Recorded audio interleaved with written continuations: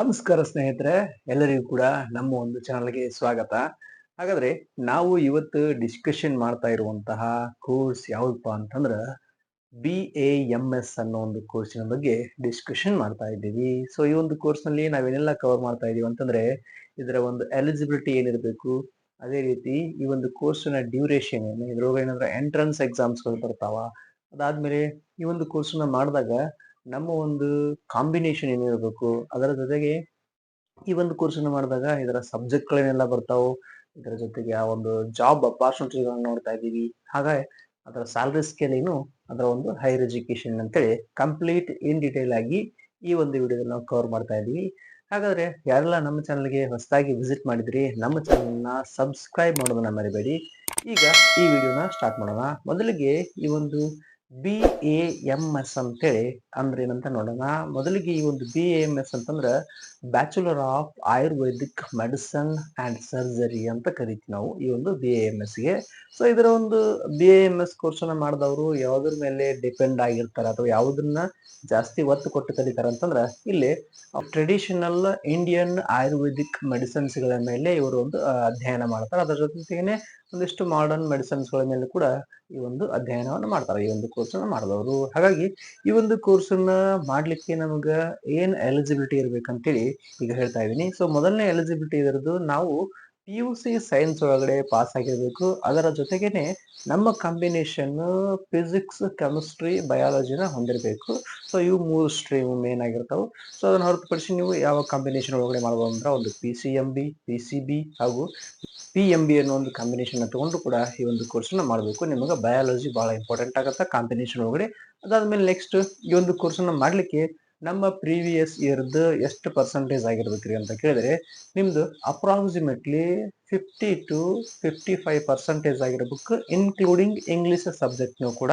So various reserved ಒಂದಿಷ್ಟು ಕ್ಯಾಟಗರಿಗೆ ನಿಮ್ಗೆ 45 ಇಂದ 50 ವರೆಗೂ ಕೂಡ ನಡೆಯುತ್ತೆ. ಸೊ ಇದು ನಿಮ್ಗೆ ಪರ್ಸೆಂಟೇಜ್ ಕ್ರೈಟೇರಿಯಾ. ಅದಾದ್ಮೇಲೆ ನೆಕ್ಸ್ಟ್ ಏನಪ್ಪಾ ಅಂತಂದ್ರೆ ಈ ಒಂದು ಕೋರ್ಸ್ ಅನ್ನ ಮಾಡ್ಬೇಕಾದ್ರೆ ನಾವು ಯಾವ ಎಂಟ್ರನ್ಸ್ ಎಕ್ಸಾಮ್ ಗಳನ್ನ ಪಾಸ್ ಆಗ್ಬೇಕ್ರಿ ಅಂತ ಕೇಳಿದ್ರೆ, ಸೊ ನಿಮ್ದು ಇಲ್ಲಿ ಈ ಒಂದು ಎಂಟ್ರನ್ಸ್ ಎಕ್ಸಾಮ್ ಗಳ ಮೆರಿಟ್ ಮೇಲೆ ನಿಮ್ಮ ಸೀಟ್ಸ್ ಗಳು ಸಿಗ್ತಾವ. ಓಕೆ, ಆ ಒಂದು ಎಂಟ್ರನ್ಸ್ ಎಕ್ಸಾಮ್ ಯಾವ್ದಪ್ಪ ಅಂತಂದ್ರೆ NEET UG ಅಂದ್ರೆ ನೀಟ್ UG ಎಂಟ್ರನ್ಸ್ ಎಕ್ಸಾಮ್ ಅನ್ನ ನೀವು ಬರೆದಾಗ ಆ ಒಂದು ಎಂಟ್ರನ್ಸ್ ಎಕ್ಸಾಮ್ ರ್ಯಾಂಕಿಂಗ್ ಮೇಲೆ ನಿಮ್ಗೆ ಈ ಸೀಟ್ ಸಿಗುತ್ತೆ. ಸೊ ಅದಾದ್ಮೇಲೆ ನೆಕ್ಸ್ಟ್ ಏನಪ್ಪಾ ಅಂತಂದ್ರೆ ಈ ಒಂದು ಕೋರ್ಸ್ನ ಡ್ಯೂರೇಷನ್ ಅಂದ್ರೆ ಈ ಒಂದು ಕೋರ್ಸ್ನ ನಾವು ಎಷ್ಟು ವರ್ಷ ಕಲಿಬೇಕ್ರಿ ಅಂತ ಕೇಳಿದ್ರೆ ಇದರ ಒಂದು ಡ್ಯೂರೇಷನ್ ಬಂದ್ಬಿಟ್ಟು ಅಪ್ರಾಕ್ಸಿಮೇಟ್ಲಿ 5.5 ಅಂದ್ರೆ 5.5 ವರ್ಷ ಇದರ ಒಂದು ಡ್ಯೂರೇಷನ್ ಇರ್ತೈತಿ. ಅದರೊಳಗಡೆ ಏನ್ ಡಿವೈಡ್ ಆಗ್ತದೆ ಅಂದ್ರೆ 4 ವರ್ಷ ನೀವು ಏನ್ ಮಾಡ್ತೀರಂದ್ರ ಅಕಾಡೆಮಿಕಲ್ ಸ್ಟಡಿ ಒಳಗಡೆ ಕಲಿದ್ರ 1 ವರ್ಷ ನೀವು ಇಲ್ಲಿ ಆ ಒಂದು ಇಂಟರ್ನ್ಶಿಪ್ ಮೇಲೆ ಒತ್ತು ಕೊಡ್ತೀರಾ. ಅಂದ್ರೆ 4.5 ವರ್ಷ ನೀವು ಆ ಒಂದು ಸ್ಟಡಿ ಒಳಗಡೆ ಕಲಿತೀರಾ, 1 ವರ್ಷ ಮಾತ್ರ ನೀವೇನ್ ಮಾಡ್ತೀರಾ ಇಂಟರ್ನ್ಶಿಪ್ ಅಂದ್ರೆ ಪ್ರಾಕ್ಟಿಕಲ್ ಟ್ರೈನಿಂಗ್ ಅನ್ನ, ಕ್ಲಿನಿಕಲ್ ಟ್ರೈನಿಂಗ್ ಅನ್ನ ತಗೊಂತೀರಾ. ಸೊ ಇದರಿಂದ ಡ್ಯೂರೇಷನ್ ಕ್ರೈಟೇರಿಯಾ ಆಯ್ತು. ಸೊ ನೆಕ್ಸ್ಟ್ ಏನಪ್ಪಾ ಅಂತಂದ್ರ ಈ ಒಂದು ಕೋರ್ಸ್ ಅನ್ನ ಮಾಡಿದಾಗ ನಾವು ಏನೆಲ್ಲ ಸಬ್ಜೆಕ್ಟ್ ಗಳನ್ನ ನೋಡ್ಬೋದು ಅಂತ ಕೇಳ್ಬೋದು ನನ್ನ. ಸೊ ಇದ್ರೊಳಗಡೆ ಬೇಸಿಕಲಿ ಸಬ್ಜೆಕ್ಟ್ ಗಳನ್ನ ಹೇಳೋ ಪ್ರಕಾರ ನಿಮ್ಗೆ ಟ್ರೆಡಿಷನಲ್ ಆಯುರ್ವೇದಿಕ್ ಮೆಡಿಸಿನ್ಸ್ ಮೇಲೆ, ಅದರ ಜೊತೆಗೆ ಒಂದಿಷ್ಟು ಮಾಡರ್ನ್ ಮೆಡಿಸಿನ್ಸ್ ಗಳ ಮೇಲೆ ಈ ಒಂದು ಸಬ್ಜೆಕ್ಟ್ ಗಳು ಡಿವೈಡ್ ಆಗಿರ್ತಾವೆ. ಸೊ ಅವು ಸಬ್ಜೆಕ್ಟ್ ಗಳು ಯಾವ ಅಂತ ನೋಡೋಣ. ಮೊದಲನೇ ಒಳಗಡೆ ಯಾವ್ಯಾವ ಸಬ್ಜೆಕ್ಟ್ ಗಳನ್ನ ನೋಡ್ತೀವಿ ಅಂತಂದ್ರೆ ನಾವು ಮೊದಲನೇ ಸಬ್ಜೆಕ್ಟ್ ಇರೋದು ನಿಮ್ದು ಹಿಸ್ಟ್ರಿ ಆಫ್ ಆಯುರ್ವೇದಿ, ಸಂಸ್ಕೃತಿ ಹಾಗೂ ಹ್ಯೂಮನ್ ಅನಾಟಮಿ ಅಂಡ್ ಫಿಸಿಯಾಲಜಿ ಅನ್ನೋ ಸಬ್ಜೆಕ್ಟ್ ನೀವು ಮೊದಲನೇ ವರ್ಷದೊಳಗೆ ಕಲಿತೀರಾ. ಸೊ ಇನ್ನು ಎರಡನೇ ವರ್ಷಕ್ಕೆ ಬಂದಾಗ ಏನೆಲ್ಲ ಸಬ್ಜೆಕ್ಟ್ ಗಳನ್ನ ಕಲಿತೀವಿ ಅಂತ ನೋಡೋಣ ಈಗ. ಸೊ ಮೊದಲನೇ ಸಬ್ಜೆಕ್ಟ್ ಎರಡನೇ ವರ್ಷದೊಳಗಡೆ ಫಾರ್ಮಾಕಾಲಜಿ ಅಂತ ಕಲಿತೀರಾ, ಫಾರ್ಮಾಸ್ಯೂಟಿಕ್ಸ್ ಅಂತ ಕಲಿತೀರಾ, ಆಮೇಲೆ ಪ್ಯಾಥಾಲಜಿ ಅಂತ ಕಲಿತೀರಾ. ಇವೆಲ್ಲ ಸಬ್ಜೆಕ್ಟ್ ಗಳು ನೀವು ಈ ಒಂದು ಸೆಕೆಂಡ್ ಇಯರ್ ಒಳಗಡೆ ಕಲಿತೀರಾ. ಇನ್ನು ಥರ್ಡ್ ಇಯರ್ ಬಂದಾಗ ಏನೆಲ್ಲ ಸಬ್ಜೆಕ್ಟ್ ಗಳನ್ನ ಕಲಿತೀವಿ ಅಂತ ನೋಡೋಣ.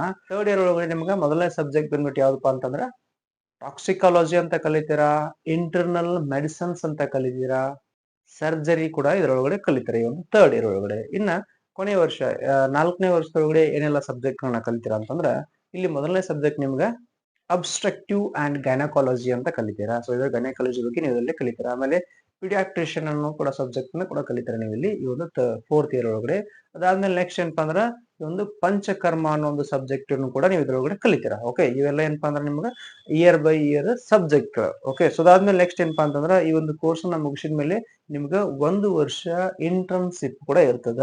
ಸೊ ನಿಮ್ಗೆ ಇಲ್ಲಿ ಮೊದಲನೇ ಹೇಳೋದು ಬಿಟ್ಟೆ ನಿಮ್ಗೆ 1ನೇ ವರ್ಷಕ್ಕೆ ಮಾತ್ರ 1.5 ವರ್ಷ ನೀವು ಸ್ಟಡಿ ಮಾಡಿದ್ರೆ ಉಳಿದ 3 ವರ್ಷದೊಳಗೆ ನೀವು 1 ಇಯರ್ ಕಲಿತೀರಾ. ಓಕೆ, ಅದಕ್ಕೆ ಇದು ನಿಮ್ದು ಇಯರ್ 5.5 ಇರ್ತೈತಿ. ಸೊ ಸ್ಟಡಿ ಅವರ್ಸ್ ನಿಮ್ದು ಇಲ್ಲಿ ಸ್ಟಡಿ ಅಕಾಡೆಮಿಕಲ್ ಇಯರ್ ನಿಮ್ದು 4.5 ಇರ್ತೈತಿ. 1ನೇ ವರ್ಷಕ್ಕೆ ಮಾತ್ರ ನೀವು 1.5 ವರ್ಷ ನೀವು ಕಲಿತೀರಾ. ಓಕೆ, ಸೊ ಅದಾದ್ಮೇಲೆ ನೆಕ್ಸ್ಟ್ ಏನಪ್ಪಾ ಅಂತಂದ್ರೆ ಇಂಟರ್ನ್ಶಿಪ್. ಈ ಒಂದು ಇಂಟರ್ನ್ಶಿಪ್ ನಲ್ಲಿ ಏನ್ ಮಾಡ್ತೀರಾ ಅಂತಂದ್ರೆ ನೀವು ಸ್ಪೆಸಿಫಿಕ್ ಆಗಿ ಆ ಒಂದು ರುಟೀನ್ ಕ್ಲಿನಿಕಲ್ ಡ್ಯೂಟಿನ ಮಾಡ್ತೀರಾ, ಟ್ರೈನಿಂಗ್ ಅನ್ನ ತಗೊಂತೀರಾ. ಅಂದ್ರೆ ಎಕ್ಸಾಂಪಲ್ ಗೆ ಒಂದು ತಿಂಗಳು ನೀವೇನಾದ್ರು ಗೈನಕಾಲಜಿ ಒಳಗೆ ಮಾಡಿದ್ರೆ ಇನ್ನೊಂದು ತಿಂಗಳು ಪಿಡಿಯಾಟ್ರಿಕ್ ಒಳಗಡೆ, ಈ ತರ ನೀವು ಸರ್ಜರಿ ಒಳಗಡೆ, ಈ ತರ ಪ್ರತಿ ತಿಂಗಳು ನೀವು ಕೂಡ ನಿಮ್ದು ಇಂಟರ್ನ್ಶಿಪ್ ಕ್ಲಿನಿಕಲ್ ಡ್ಯೂಟಿ ಚೇಂಜ್ ಆಗ್ತಾ ಇರ್ತವೆ 1 ವರ್ಷದ ತನಕ. ಅಂದ್ರೆ ಎಲ್ಲ ಒಂದು ಹಾಸ್ಪಿಟಲ್ ಒಳಗಡೆ ಬರುವಂತಹ ಡಿಪಾರ್ಟ್ಮೆಂಟ್ ಒಳಗಡೆ ನೀವು ಕೆಲಸ ಮಾಡಬೇಕು. ಸೊ ಅದಾದ್ಮೇಲೆ ನೆಕ್ಸ್ಟ್ ಬರೋದೇನಪ್ಪಾ ಅಂತಂದ್ರೆ ನಿಮ್ಮ ಒಂದು ಜಾಬ್ ಅಪಾರ್ಚುನಿಟಿ. ಸೊ ಈ ಒಂದು ಕೋರ್ಸ್ ನ ಮುಗಿಸಿದ ಮೇಲೆ ನಮ್ಗೆ ಏನ್ ಜಾಬ್ ಅಪಾರ್ಚುನಿಟೀಸ್ ಇರ್ತಾವ್ರಿ ಅಂತ ಕೇಳ್ಬೋದು ನೀವು. ಸೊ ಈ ಒಂದು BAMS ಕೋರ್ಸ್ ನ ಮುಗಿಸಿದ ಮೇಲೆ ನಿಮಗೆ ಜಾಬ್ ಅಪಾರ್ಚುನಿಟೀಸ್ ಬಂದು ನಿಮ್ಮ ಓನ್ ಕ್ಲಿನಿಕ್ ಅನ್ನ ಹಾಕ್ಬೋದು, ಆಯುರ್ವೇದಿಕ್ ಕ್ಲಿನಿಕ್ ಅನ್ನ ಮೊದಲನೇ ಕೆಲಸ. ಸೊ ಅದಾದ್ಮೇಲೆ ನೆಕ್ಸ್ಟ್ ನೀವು ಸ್ಪೆಷಲೈಸ್ಡ್ ಪಂಚಕರ್ಮ ಸೆಂಟರ್ ಥೆರಪಿ ಅಂತ ಹೇಳಿ ಓಪನ್ ಮಾಡ್ಬೋದು. ಅದ್ರ ಜೊತೆಗೆ next own Ayurvedic pharmacy shop ಅನ್ನು ಕೂಡ ಓಪನ್ ಮಾಡ್ಬೋದು ನೀವು. ನಿಮ್ಗೆ ಓನ್ ಕೆಲಸ ಮಾಡ್ಲಿಕ್ಕೆ. ಸೊ ನೆಕ್ಸ್ಟ್ ನೀವು ಹಾಸ್ಪಿಟಲ್ ಒಳಗಡೆ ಏನೆಲ್ಲ ರೋಲ್ ಬರ್ತಾವ ನಿಮ್ದು ಅಂತ ಕೇಳ್ಬೋದು ನಾನು. ಸೊ ಹಾಸ್ಪಿಟಲ್ ಒಳಗಡೆ ನೀವು servicing as a medical officer, ಆಮೇಲೆ ayurvedic doctor in government and private hospitals ಒಳಗಡೆ, ಅಥವಾ ನೀವು ಹೆಲ್ತ್ ಕೇರ್ ವೆಲ್ನೆಸ್ ಸೆಂಟರ್ ಒಳಗಡೆ ನೀವು ಆಯುರ್ವೇದಿಕ್ ಡಾಕ್ಟರ್ ಆಗಿ ವರ್ಕ್ ಮಾಡಬಹುದು. ಸೊ ಅದ್ಮೇಲೆ ನೆಕ್ಸ್ಟ್ ಏನಪ್ಪಾ ಅಂತಂದ್ರೆ ಈ ಒಂದು ಕೋಆಪರೇಟಿವ್ ಅಥವಾ ಫಾರ್ಮಾ ಒಳಗಡೆ ಬಂದಾಗ ನೀವು ಇಲ್ಲಿ ಏನೇನು ಕೆಲಸ ಮಾಡಬಹುದು ಅಂತಂದ್ರೆ working in R&D has a medical representative ಆಗಿ ವರ್ಕ್ ಮಾಡಬಹುದು. ಎಕ್ಸಾಂಪಲ್ ಈಗ ಪ್ರಾಡಕ್ಟ್ ಮ್ಯಾನೇಜರ್ ಆಗಿ ವರ್ಕ್ ಮಾಡಬಹುದು ಈ ಒಂದು ಆಯುರ್ವೇದಿಕ್ ಫಾರ್ಮಸಿಸ್ಟ್ ಕಂಪನೀಸ್ ಒಳಗಡೆ. ಎಕ್ಸಾಂಪಲ್ ಈಗ ಈ ಒಂದು ಡಾಬರ್ ಆಗಿರ್ಬೋದು, ಹಿಮಾಲಯ ಆಗಿರ್ಬೋದು, ಪತಂಜಲಿ ಆಗಿರ್ಬೋದು, ಈ ತರ ಒಂದು ಕಂಪನೀಸ್ ಇರ್ತಲ್ಲ ಅದರೊಳಗಡೆ ನೀವು ಮೆಡಿಕಲ್ ರೆಪ್ರೆಸೆಂಟೇಟಿವ್ ಆಗಿನೂ ಕೂಡ ವರ್ಕ್ ಮಾಡಬಹುದು. ಸೊ ಅದಾದ್ಮೇಲೆ ನೆಕ್ಸ್ಟ್ ಏನಪ್ಪಾ ಅಂತಂದ್ರೆ ನಿಮ್ಗೆ ಈ ಒಂದು ಕೋರ್ಸ್ ನ ಮಾಡಿದ್ವಿ, ಇದ್ರೊಳಗಡೆ ಜಾಬ್ ಅಪಾರ್ಚುನಿಟೀಸ್ ಹೇಳಿದ್ರಿ. ಇದರ ಒಂದು ಕೋರ್ಸ್ ನ ಮುಗಿಸಿದ ಮೇಲೆ ನಮ್ಗ ಸ್ಯಾಲರಿ ಸ್ಕೇಲ್ ಎಷ್ಟಿರ್ತದ್ರಿ ಅಂತ ಕೇಳ್ಬೋದು ನೀವು.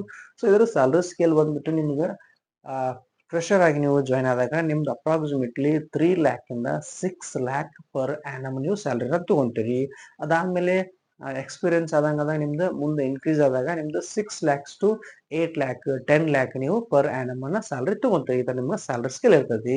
ಸೊ ಇದನ್ ಬಿಟ್ಟು ನೆಕ್ಸ್ಟ್ ಏನಪ್ಪಾ ಅಂದ್ರ ಈ ಒಂದು ಕೋರ್ಸ್ ಅನ್ನ ಅಂದ್ರೆ BAMS ಕೋರ್ಸ್ ನ ಮುಗಿಸಿದ ಮೇಲೆ ನಮ್ಗೇನಾದ್ರೂ ಹೈಯರ್ ಎಜುಕೇಶನ್ ಇದೆಯಾ ಅಂತಾನೆ ಕೇಳ್ಬೋದು. ಓಕೆ, ಸೊ ಇದ್ರೊಳಗಡೆ ಕೂಡ ನಿಮ್ಗೆ ಹೈಯರ್ ಎಜುಕೇಶನ್ ಬಹಳಷ್ಟ ಇರ್ತದೆ. ಸೊ ಏನೇನೆಲ್ಲ ಬರ್ತಾವ ನಿಮ್ಗೆ ಹೈಯರ್ ಎಜುಕೇಶನ್ ಇದ್ರೊಳಗಡೆ ಅಂತ ಕೇಳಿದ್ರೆ, ಸೊ ಮೊದಲನೇ ಹೈಯರ್ ಎಜುಕೇಶನ್ ನಿಮ್ಗೆ ಇಲ್ಲಿ MD ಇನ್ ಆಯುರ್ವೇದಿಕ್ ಮಾಡಬಹುದು, MSc ಇನ್ ಆಯುರ್ವೇದಿಕ್ ಅಂತ ಮಾಡಬಹುದು, MSc in anatomy and physiology ಅಂತಾನು ಕೂಡ ಮಾಡಬಹುದು. ಅದ್ರ ಜೊತೆಗೆ ನೀವು MSc ಇನ್ ಬಯೋಕೆಮಿಸ್ಟ್ರಿ ಅಂತಾನು ಕೂಡ ಮಾಡಬಹುದು. ಅದಾದ್ಮೇಲೆ ನೀವು ಇಲ್ಲಿ MSc ಇನ್ ಕ್ಲಿನಿಕಲ್ ರಿಸರ್ಚ್ ಅಂತ ಬರುತ್ತೆ, ಅದನ್ನು ಕೂಡ ನೀವು ಮಾಡಬಹುದು. ಅದಾದ್ಮೇಲೆ ನೀವು ಇಲ್ಲಿ MPH ಅಂತ ಬರ್ತದೆ ಅಂದ್ರೆ ಮಾಸ್ಟರ್ಸ್ ಇನ್ ಪಬ್ಲಿಕ್ ಹೆಲ್ತ್ ಅಂತ ಬರ್ತೈತಿ, ಅದನ್ನು ಕೂಡ ಮಾಡಬಹುದು. ಅದಾದ್ಮೇಲೆ ನೀವು ಇಲ್ಲಿ MHA ಅಂತ ಮಾಡಬಹುದು, ಅಂದ್ರೆ ಮಾಸ್ಟರ್ಸ್ ಇನ್ ಹಾಸ್ಪಿಟಲ್ ಅಡ್ಮಿನಿಸ್ಟ್ರೇಟಿವ್ ಅಂತ ಕೂಡ ಮಾಡಬಹುದು. ಅದಾದ್ಮೇಲೆ ನೀವು ಇಲ್ಲಿ MBA ಅಂತ ಬರ್ತೈತೆ ಅಂದ್ರೆ ಮಾಸ್ಟರ್ಸ್ ಇನ್ ಬಿಸಿನೆಸ್ ಅಡ್ಮಿನಿಸ್ಟ್ರೇಷನ್ ಅಂತ ಬರ್ತೈತಿ, ಅದನ್ನು ಕೂಡ ಮಾಡಬಹುದು. ಅದಾದ್ಮೇಲೆ ನೀವು ಇಲ್ಲಿ PhD ಇನ್ ಆಯುರ್ವೇದಿಕ್ ಅಂತಾನು ಕೂಡ ಮಾಡಬಹುದು. ಸೊ ಇವೆಲ್ಲ ನಿಮ್ಗೆ ಏನಂದ್ರೆ ಹೈಯರ್ ಎಜುಕೇಶನ್. ಓಕೆ, ಸೊ ಇನ್ನ ಇದನ್ನ ಹೊರತುಪಡಿಸಿ ನಿಮ್ಗೆ ಈ ಒಂದು ಕೋರ್ಸ್ ಒಳಗಡೆ ಏನಾದ್ರು ಡೌಟ್ಸ್ ಇದ್ರೆ ನೀವು ಕಮೆಂಟ್ ಒಳಗಡೆ ಕಮೆಂಟ್ಸ್ ಮಾಡಿ. ಸೊ ಇದು ಕಂಪ್ಲೀಟ್ ಇನ್ಫಾರ್ಮೇಶನ್ ಅಬೌಟ್ BAMS ಅನ್ನೋ ಒಂದು ಕೋರ್ಸಿನ ಬಗ್ಗೆ. ಸೊ ಯಾರೆಲ್ಲ ಹೊಸದಾಗಿ ನಮ್ಮ ಚಾನಲ್ಗೆ ವಿಸಿಟ್ ಮಾಡಿದ್ರಿ, ಈ ವಿಡಿಯೋನ ಶೇರ್ ಮಾಡಿ, ಲೈಕ್ ಮಾಡಿ, ಕಮೆಂಟ್ ಮಾಡೋದನ್ನ ಮರಿಬೇಡಿ, ಸಬ್ಸ್ಕ್ರೈಬ್ ಮಾಡೋದನ್ನು ಕೂಡ ಮರಿಬೇಡಿ. Thank you so much for watching. Please do subscribe our channel. Thank you.